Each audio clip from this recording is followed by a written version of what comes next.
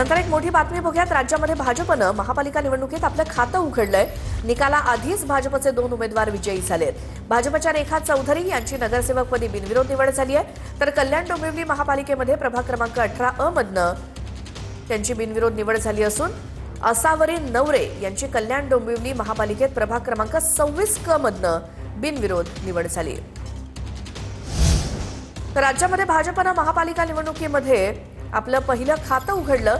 निकालाआधीच भाजपचा पहिला उमेदवार विजयी झालाय। रेखा चौधरी यांची भाजपच्या नगरसेवकपदी बिनविरोध निवड झालेली आहे, तर कल्याण डोंबिवली महापालिकेमध्ये प्रभाग क्रमांक 18 अ मधनं त्या बिनविरोध निवडून आल्या असून भाजपचे प्रदेशाध्यक्ष रवींद्र चव्हाण यांच्या विशेष प्रयत्नांना यश आलंय।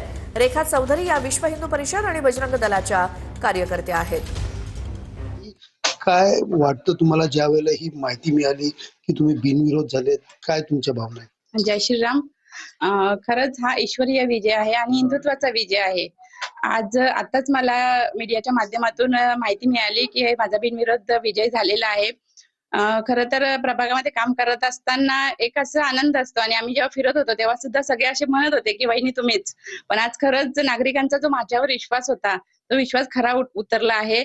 आणि आमचे महाराष्ट्राचे मुख्यमंत्री देवेंद्रजी फडणवीस साहेब, तसेच आमचे महाराष्ट्र प्रदेशाध्यक्ष रवींद्रदादा चव्हाण, तसेच आमचे जिल्हाध्यक्ष नंदूजी परब, जिल्हा निवडणूक प्रमुख नानाजी सूर्यवंशी आणि माझे मिस्टर राजन चौधरी यांना मी हा जो विजय आहे तो समर्पित करते, कारण त्यांच्याच माध्यमातून हा माझा विजय झालेला आहे। आणि आमचा हा विजय जो आहे तो महायुतीचा विजय आहे आणि याच्या पुढे सुद्धा मी महायुतीचंच काम करेन आणि महायुतीच्या जे काही उमेदवार या ठिकाणी उभे आहेत त्यांच्यासाठी मी नक्कीच काम करेन।